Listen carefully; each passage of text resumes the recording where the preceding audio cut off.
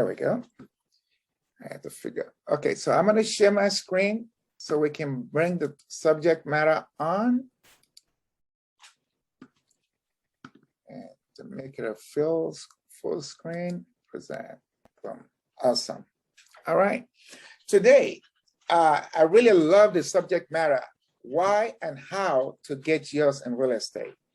Why do we need to have more real estate? And then we're going to talk about how for the first-time buyers, for people that are increasing their portfolio in real estate, the different ways to get into it. In the why part, most of it is going to come from this book, The Millionaire Real Estate Investor by Gary Keller, who is the founder of Keller Williams, by the way. But the book is really great for everybody to pick on and dissect and use, as a guideline to how you can increase your portfolio in real estate. All right, so let's get started.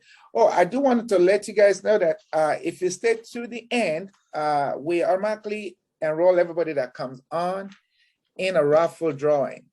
And it was really great that a couple that won a raffle we gave, which was a vacation at India resort somewhere there. They shot a video and sent it to us. I wish I put up the video so I can share with everybody. It's really, really, so our raffle drawing this time is going to be a visit to Carolina Island. Go to Avalon Village, maybe tour the whole place. I think it's island away from LA, right? So I think that's fun. So stay true to the end and we get to enroll you in that. So let's get started. Again, my name is Gary Nix with Gary Nix team. I've been doing this for almost 2 decades now and really love what I do because it's an opportunity to increase people's lifestyle. And I'm passionate about that. Okay, so to talk about why do we need more real estate. I really felt like we need to go back to the founding fathers of this country, what they worked hard for to get. And sometimes we lose sight of that in our day-to-day thing. We forgot, what those people sacrificed. Some came, most of the founders came from England, where they were common people that did not own their land. They were not the lords of and all the titles of English people. So this is mostly common, as I say, we're tired of this. We need to go find our own. And that's how these people come here to America, through all the ocean and all that stuff, right? And it was all about the land, getting their own piece of land, either, from the Spanish or from Britain. It's everybody trying to get a piece of land. And then, there's a surge when people first came. That's why New York is loaded, because New York is, the Atlantic Ocean, takes you right down to New York, right? In the East Coast area. And when that one was convoluted with people, then there was a surge, to go west. You can go find your piece of land in the west. And people died for this, in walking. You have to remember, back in those days, there's no cars. So it's either you have a horse trailer or you're walking. And people do this to go to mark their own piece of land, especially with Homestead. I've watched so many movies about Homestead. People go in and marketplace and it's like, it's yours. So all of that is to create personal wealth, and legacy that people can leave behind. So we're going to talk about what this creates is our thinking is what's going to get us where we want to be. And we're going to talk about the possibilities, the power of leverage, because you can work and make so much money, but until you leverage that money doesn't work well for you. So first thing is the possibilities. right? The myth understandings around creating wealth. And this happened mostly in the, ethnic groups, maybe not mainly Caucasian, where we don't think we deserve something and we don't go after it. So we're going to talk about that, real estate investing, the big why, and we're going to talk about why real estate compared to other investment. I think we should endeavor to do every investment we can, right? Cryptocurrency is one, people get into it, whatever you find where you can increase your standing, you should go for it. But I'm going to show you why real estate is really critical in enlarging that more and more. Okay. All right. So possibilities is the on-hand income to finance your life mission without having to work. The on-hand income to finance your life mission, basically things that you do without having to work in day out. I mean, you're always going to have a source of working, a source of income, right? But if you just, people that just work, they live where they work. It doesn't matter what income they make, 40,000, 100,000, 250,000, even somebody that's making $1 million, they still live where they work, meaning they deal with everything around them. If you're making 40,000, maybe you take a mini vacation, right? You're making 100,000, maybe your vacation becomes a little bit more. It just means you're still working around where you are. If you're making 250,000, okay, so you're traveling around the world, but that's it until you start investing. And again, when you start investing, that begin to work for you and create more wealth for you. So let's kind of go around that. Why do we want to? I'm just gonna, since I have a few people here, Sheila, I know I don't have your, you probably don't want to talk, but that's cool. I do have Norris here. So tell me why, Norris, why do you think it's important for us to invest? Well, for me, are you there? Yeah. I'm sorry. For me, it helps me to separate my job from my work. My job is where I clock in, I check in. My work is why I'm here. It's my purpose. You went and spoke on the early American settlers, the colonists, the settlers of the New York you mentioned. But for me, I could even go back even further, and this is the roots of my why I do it. And it's found in, not to go to a Bible study, but it's found in Deuteronomy 1:8. And it says, "See, I have set the land before you. Go in and possess the land which I swore to your fathers, to Abraham, Isaac, and Jacob, to give to them and their descendants after them." So that would be me. So part of why I do it is because I've been mandated to do it. It's a part of my purpose why I do it. And my authority comes from the highest authority. And so for me, it takes me away from a job, moves me to my life's work, and it's braided with my purpose in life. That's why I do it. Thank you for sharing. Anybody else? Sheila, do you want to say? I know I have a lot of people on Facebook Live. Thank you all for coming in there through the medium. Sheila, do you want to make any comment on that, on why it's important to look to invest? Oh, hi. I'm sorry. I'm multitasking today.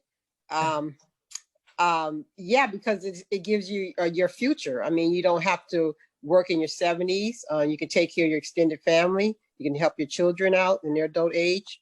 So it's very important to invest so your money can grow. Absolutely. Okay. Can you help me? Why is this in? Okay. Just 1 second. All right.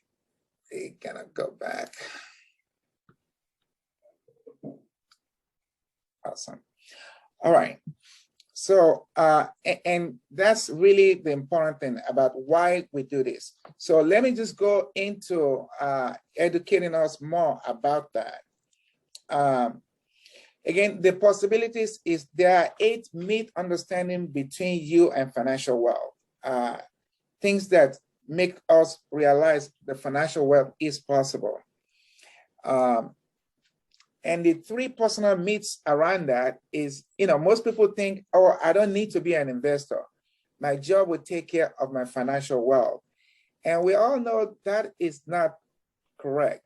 You actually do need to be an investor. Your job is not your financial wealth. Your job is just your job. It's where you get paycheck from. And if we don't put that into investment, you don't get a reward. You're just going to be living, that paycheck to paycheck every week or every month. Another myth that people talk about is, I don't need or want to be financially wealthy. I'm happy with what I have. And that's a big thing among people in terms of, oh, I'm okay. I don't need to be the man. It's really a lie we give to ourselves to be comfortable with being low. The truth is you need to open your eyes. You need and want to be financially wealthy, because money solves all kind of things, right? Even if you want to help, if your cause is to help other people, if you have money, it makes it easy for you to help other people.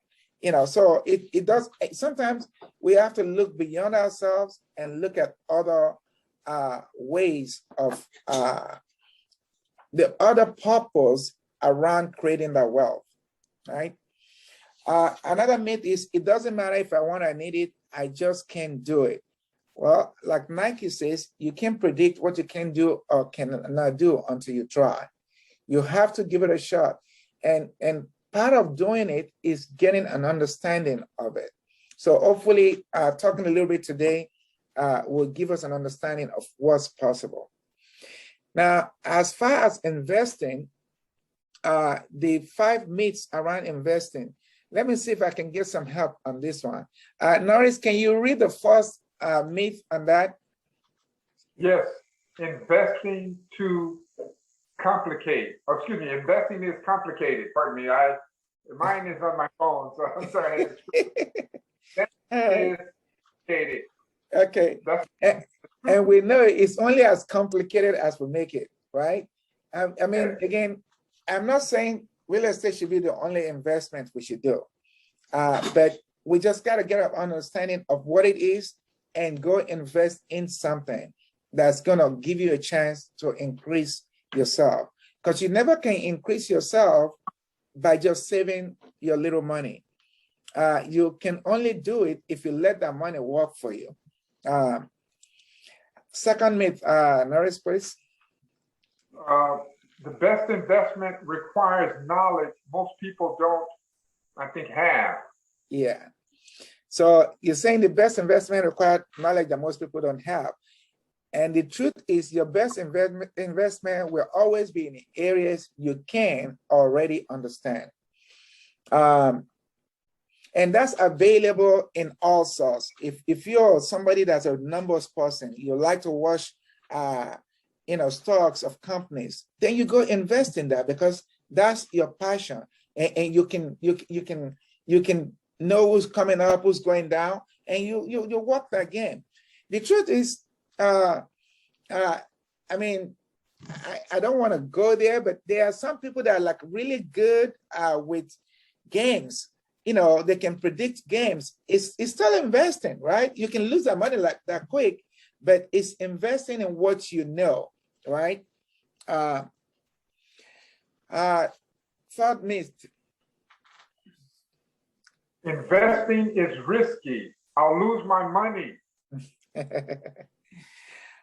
Investing by definition is not risky. Yes, you have a potential of losing money, but in order for you to gain, sometimes you have to lose, right? But your focus is knowing the numbers right. That's going to work well for you, and you can get in on that. Fourth one. Successful investors are able to time the market. I hear that, and a lot of that is going on these days. Like, oh, how's this market? I don't know how this market is working. I can't get in on it. I think I'm going to wait for it to come down. In successful investing, the timing finds you. Okay, you just got to find what's going to work for you. I just recently did a 1031 exchange for a family. They had a single family home that was making them money. And then the tenant moved out, and when they looked at it, the tenant destroyed the place. So they had to spend some money to fix up the place, right? And they fixed it up. Now, on that property, based on the loan they had on it, they were making like $600 every month. And they could have stopped there and spent the $20,000 to rehab the place and rent it out to somebody else. And it's probably going to increase them to like $900 a month, because I showed them the numbers. Well, we'll talk about 1031 exchange. They moved, they decided instead of just renting that one out, let's go find something in a better area. And they sold that property. They bought 2 standalone property somewhere else. And now, instead of getting potential $900, their income is $2,600 a month, from the rental. So it's just finding what's gonna work for you. And if you're open to it, the possibilities are endless. Okay, let's go, last one. All the good investments are taken. And the truth is, every market has a share of good investment. If it makes sense, you go for it. Now, let me just kind of double into our current market. Yes, the prices are much higher than they used to be. But what most people forget is the power to buy them is much lower. Back in, even 5-6 years ago, you buy a property, you're doing, you finance it at 6%, 5%.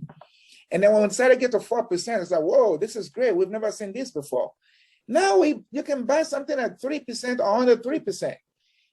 So what that means is that it just looks like it's much higher, but you're actually, what the dollar you're spending on it is less because of the lower rate. So just to give you guys that information. So let's discover our big why. Why do we want to invest? Why do we want to create wealth in any form, right?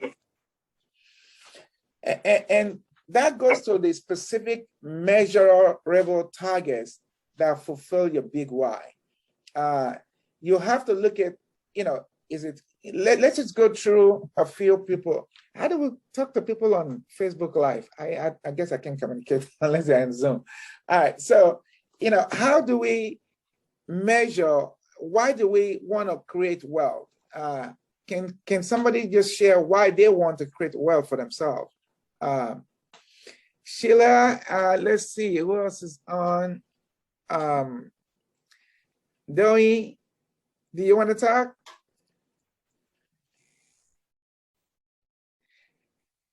Okay, Norris, share with us, why do you want to create more wealth for yourself? Well, for me, I'm on a mission.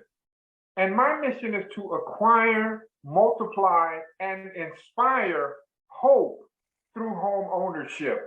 That's how I'm going to spread hope. It's through home ownership while I'm investing and creating a real estate empire.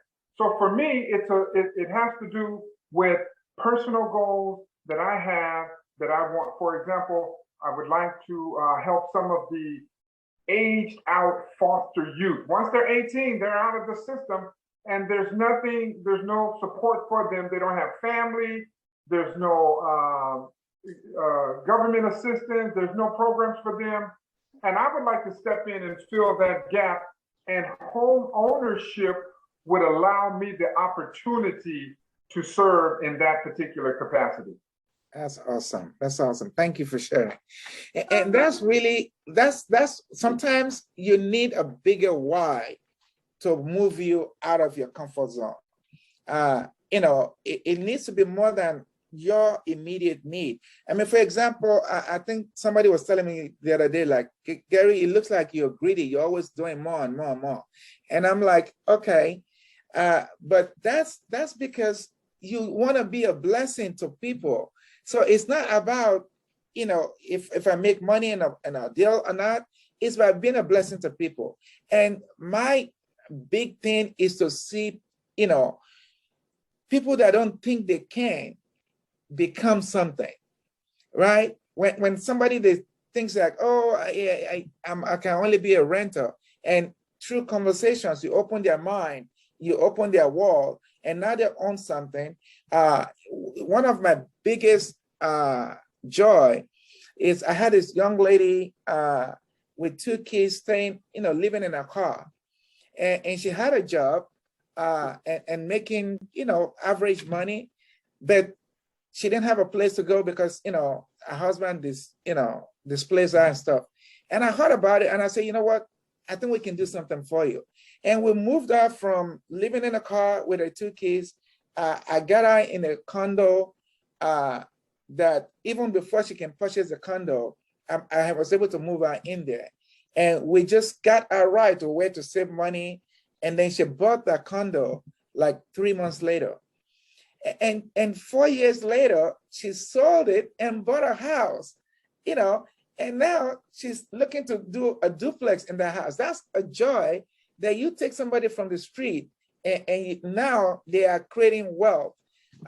So it's not more just about you doing something for yourself. You have to look at it bigger. And when we open our mind to that, and it could be just your family member, it could be, you know, your mom, your dad, your daughter, your cousin, and it could be somebody big like Norris is saying that, you know, want to do something for a youth that's displaced and turn their life around.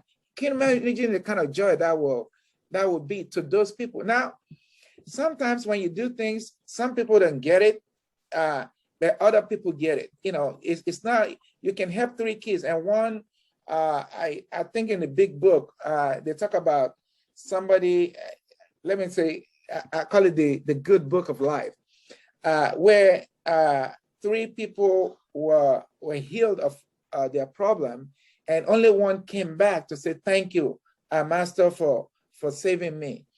So it's not going to be everybody that's appreciate what you do, but if you're doing it and doing it to the world, I mean, I think it's just, it's bigger than anything.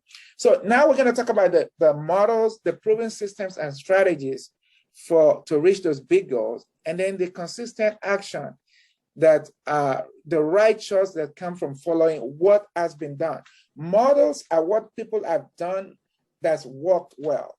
So if we follow that model, then we can have our own piece of prosperity. So the power of leverage.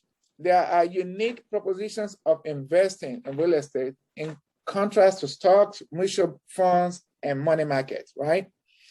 Real property is an able investment. Its value never goes to zero. You can buy stocks today that goes from $1 million to 10 million, and then it can go down to zero because of whatever happened in the market, right? But real estate would never go down to zero. And then it can be leveraged. When you're buying real estate, you don't have to spend all your money buying it. And if you spend your money buying it, you can take your money back out and go buy another one, right? So let's talk about that. So a most able investment is what real estate gives us. It's accessible, anyone can buy it, right? It appreciates, right? It's rentable, right? It's improvable. You can buy a house and add another room to it or add a, ADU to it. If you're in a zone, the zone higher than R1, you can build a whole house next to it, right? And then it's deductible and depreciable. So this is what, I know, most people don't think President Trump was good. I think there's value to everybody. But the man knows how to work the system. It makes billions of dollars, and people are complaining about it's not paying enough taxes. Well, if you know how to work the system, you make money, you write it off with your, investment, and you can pay zero. If we can do that, everybody can do that. It's just knowing how to, but again, you can depreciate all of your assets that it costs you nothing to it. It's stable, it's slow to rise and slow to fall. It doesn't matter if the market turns down, your real estate is never going to go to zero.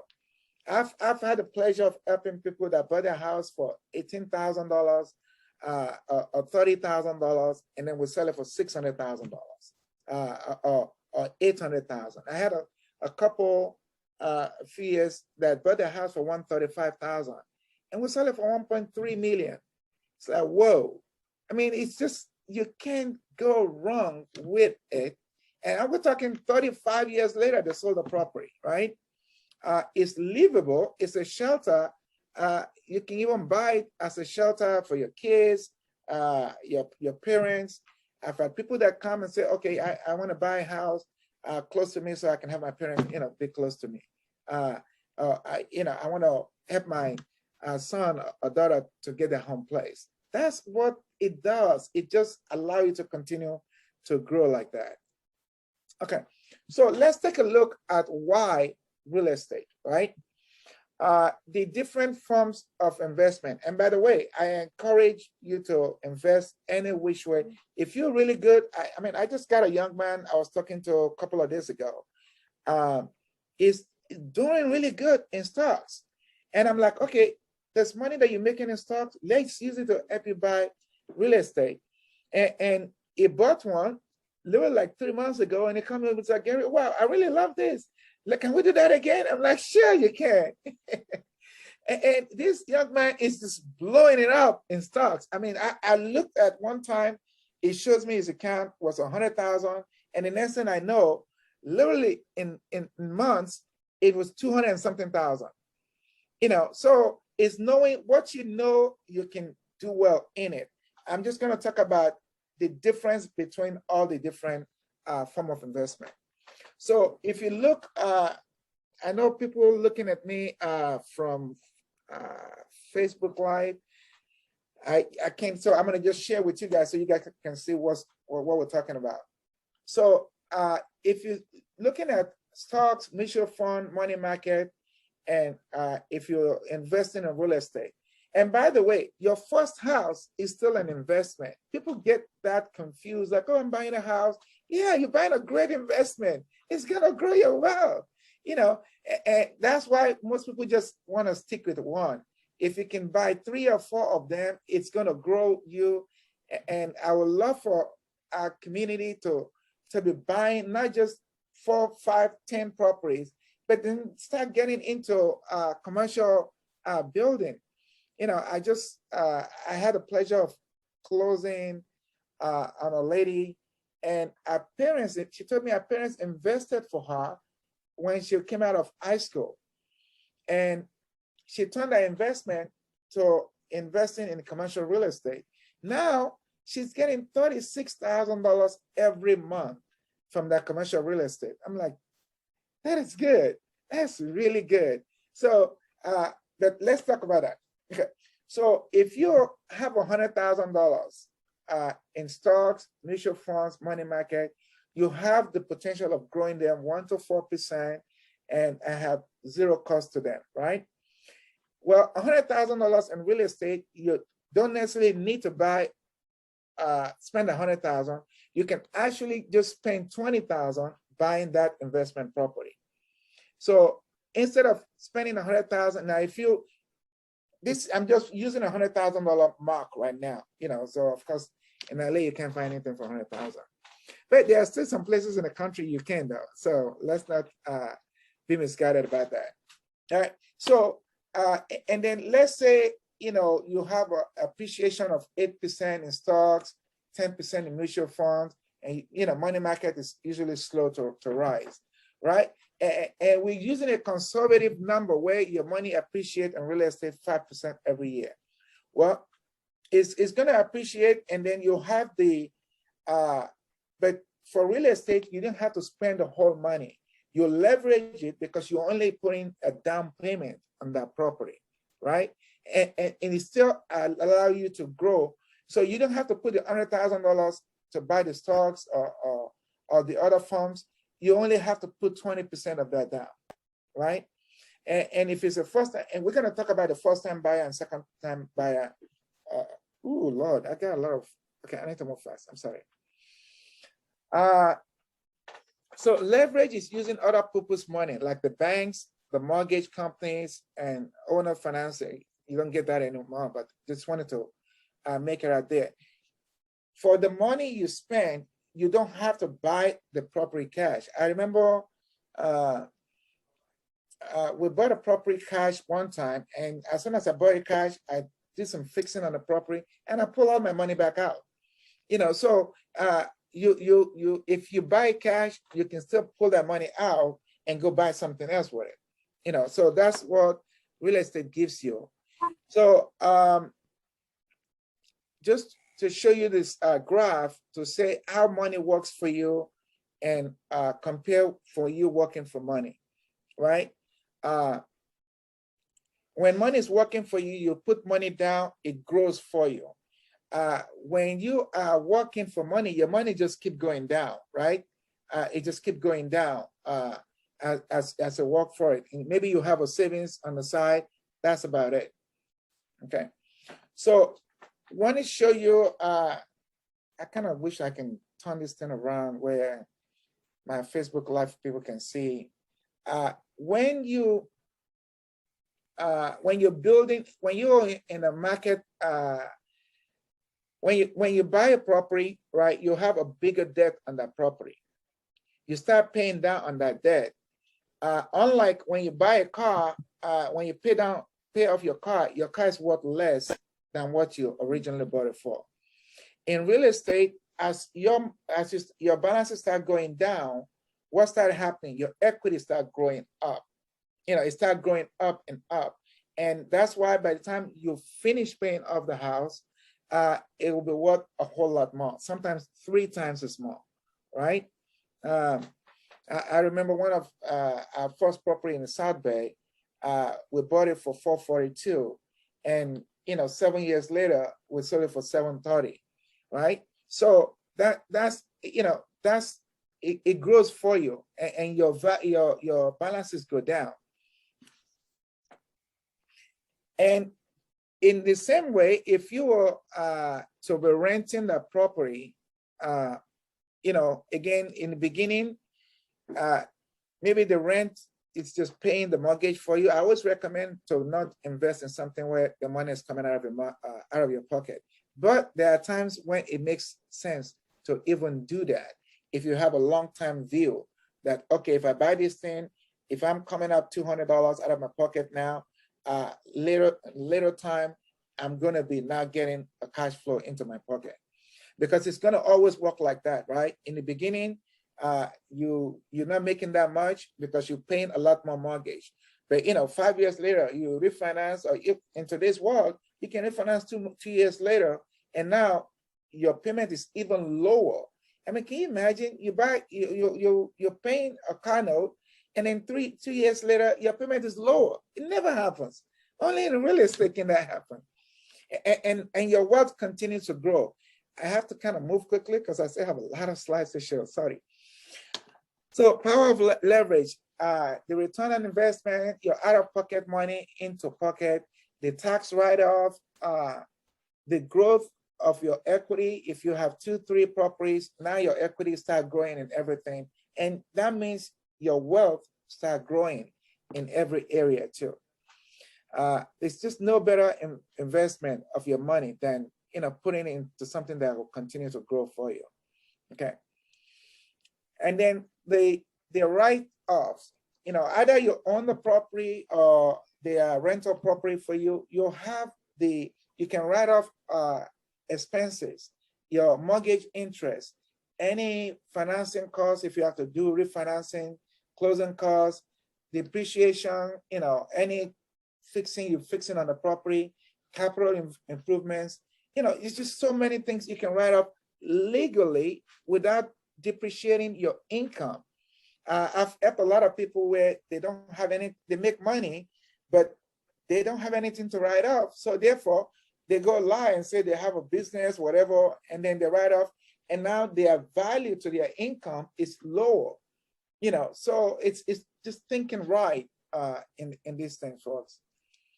So thank you all for that. So I want to get into, oh Lord, we got to finish this thing in 15 minutes.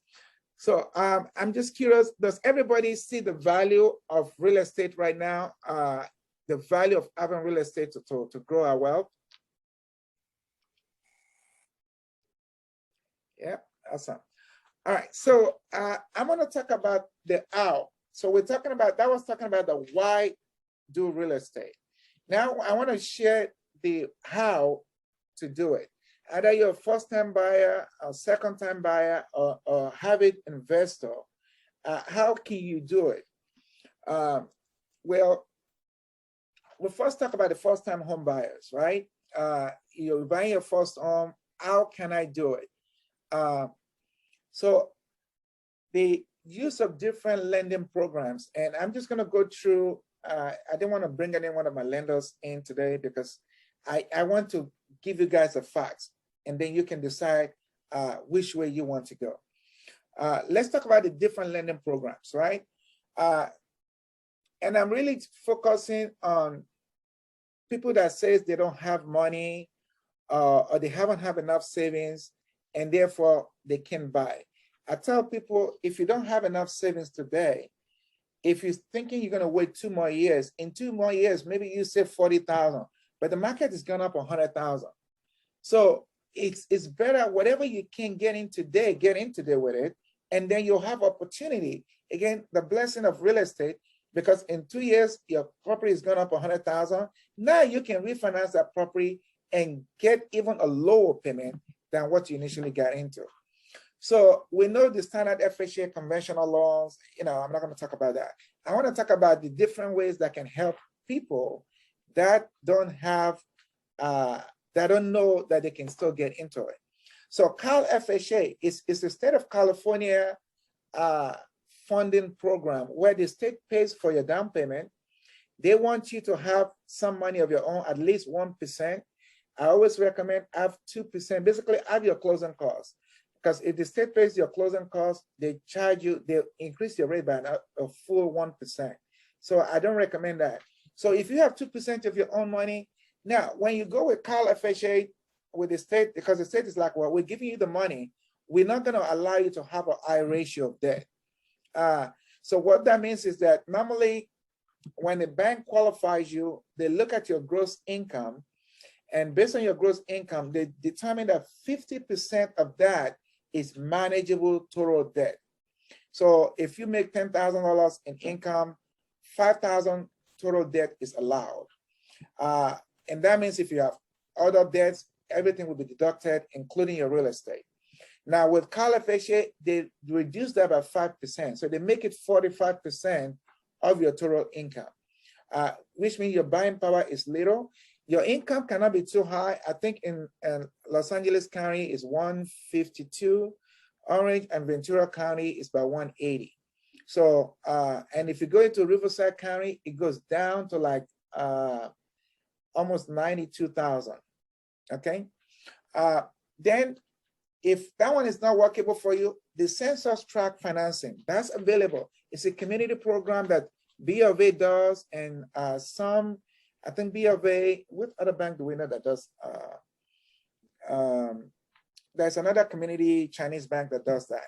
Well, basically that one is the CTC, Chinese Trust Community Bank. So what that one is that you have to live in certain tracts in the community, whatever they consider less than average of that community. They have a map system. You go into the map, if the property you're looking at falls into the purple tract, and it's all over the country. What that does is it allows you to buy a property with 3% down, no MI, no mortgage insurance. So your buying power is very, very high, and your payment is very low. So that's another opportunity, for people that, okay, I don't have to have much down. And with that one, if you make less than 70,000, B of A will give you $10,000 for down payment and $7,500 for closing costs. So you can end up with $3,000 out of your pocket to buy a house with that program and still pay less. Then you have another community program that allows, this is for people that have student loans. If you have a lot of student loans, most banks usually charge you 1% of your debt, even though you have a default. But this particular community program with East West Bank, they don't charge you, so long as you have at least 1 year of default on your student loan, you can get a loan with that bank and they don't hit you for your debt.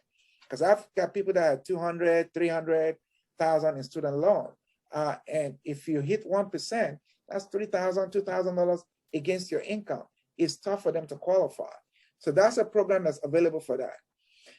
The LIPA financing, the LIPA is through the city of Los Angeles. It's really great assistance program. It gives you $90,000 towards a down payment for a house. So what that means is like you can either pay less or buy more. So if you're buying a house of $600,000, you're basically paying $510 for the house because you're not paying on the $90,000. Now they're gonna get the $90,000 back when you sell the house, okay? Plus some share equity on that. But it allows people to buy where they cannot otherwise buy, right?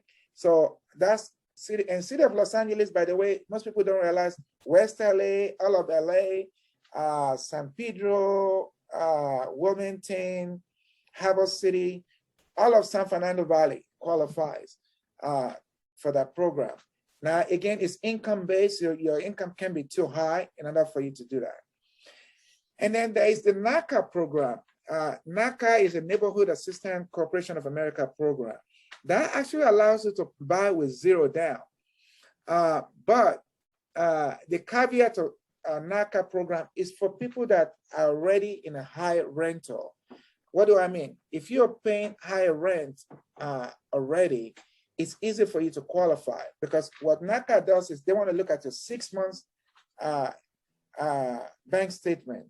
So they either need to see that you're paying, if you're renting a place where you're paying $4,000 or $5,000, and you want to go buy into a place where your mortgage is not going to be more than $4,000 to $5,000, you'll get approved right away. Most people get stuck in NACA for years because they don't get it. You have to either be saving consistently on a 6-month radius the money of your mortgage, or you have to be paying rent at that level already. So that's why a lot of people get stuck. But people are figuring that right now. If you go to NACA, you can buy income property. You can buy a fourplex at 1.3 million, and you still pay zero down, right? And if you have some money, you can buy down the rate to as low as 2.62%. So it's a really great program to assist people, in building this wealth. All right, let's move on. So, mortgage is normally 30 years, that you buy, and your qualifying issue is each program has a FICO score that's required, and what they call the debt to income ratio that's required. All right. So the next step is let's get together. If you are thinking about building your wealth, either being a first-time buyer, a second-time buyer, and want to see where do you fit in, how can you grow this thing? Folks, we need to grow this thing, not just for ourselves, for our family, for others, our community. If you have a larger cost, let's get together and see how that can be done for you. So for a second-time home buyer, I just want to quickly swell in on that. If you've bought a home and then you're like, okay, if I want to buy a second home, how can I do that? Let me just give you some consideration. Of course, the easiest thing is to save money to buy a new home, right? If you own a home, you generally need 20% down for the second home. But that's not the only, I don't want you to shut down because, oh, I got to come up with 20%, what I want to buy is 700,000. Where am I going to get 140,000? No, there are other ways, okay? If we open our eyes. So other ways you can buy the second property is you can tell the bank, okay, I'm going to rent the one I'm living in, and I'm going to go buy this one, and I'm moving there. So if you say you're going to move in there, you can put as low as 5% down, right? Now, it's got to make sense. The bank is not going to buy that. You live in a 4-bedroom house, and you have 10 people in the household, and now you're going to move into a 2-bedroom. They're not going to approve that loan. So it's got to make sense in how you present it, okay? But it's possible. So again, you can buy the other property and put less money down, buy that property as an investor, which means you put in the 20% down. If you have a condo as your first home, it's easy squeezy to get into a single family home, right? Now it's like my condo, I'm gonna rent it out. That, you know, you don't have to have 2 years of history on that one. The bank can buy that easily. So it's just finding out what can we do to make that happen. All right, is there any questions?